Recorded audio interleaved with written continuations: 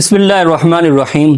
یہ بات بہت پھیلائی جاتی ہے کہ جب رمضان المبارک کا مہینہ آتا ہے تو جس نے سب سے پہلے خوشخبری دی رمضان کی آمد کی، اس کے لیے جنت واجب ہو جاتی ہے، لیکن ایسی بات نہیں ہے۔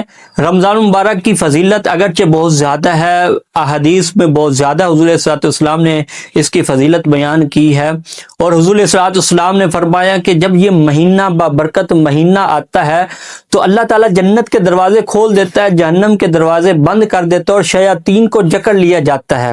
اور ایسی بات نہیں ہے کہ اس کی خوشخبری سنانا یہ خلاف سنت ہے یا ناجائز ہے، بلکہ یہ سنت ہے۔ حضور علیہ الصلوۃ والسلام جب رمضان المبارک کا مہینہ آتا تو آپ علیہ الصلوۃ والسلام صحابہ اکرام کو جمع فرما کے فرماتے کہ اے صحابہ، تمہارے درمیان بابرکت مہینہ آ گیا ہے۔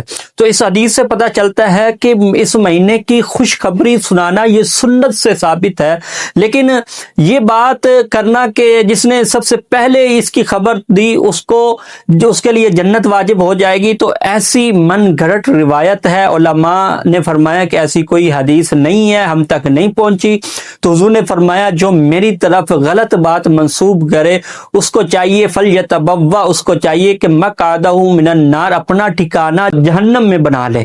تو لہٰذا ہمیں ایسی افواہوں اور غلط باتوں جو دین کے خلاف ہوں، شریعت کے خلاف ہو، حدیث میں اس کا ذکر نہ ہو، حدیث کے خلاف ہو، اور من گھڑت حضور صلی اللہ علیہ وسلم کی طرف جھوٹی باتیں منسوب کر کے پھیلانا یہ گناہ کبیرہ ہے۔ ہمیں ان چیزوں سے بچنا چاہیے۔ سوشل میڈیا پر اگر ایسی چیزیں پھیلائی جا رہی ہوں تو ان کا بائیکاٹ کرنا چاہیے، لوگوں کو سمجھانا چاہیے۔ اللہ تعالیٰ عمل کی توفیق عطا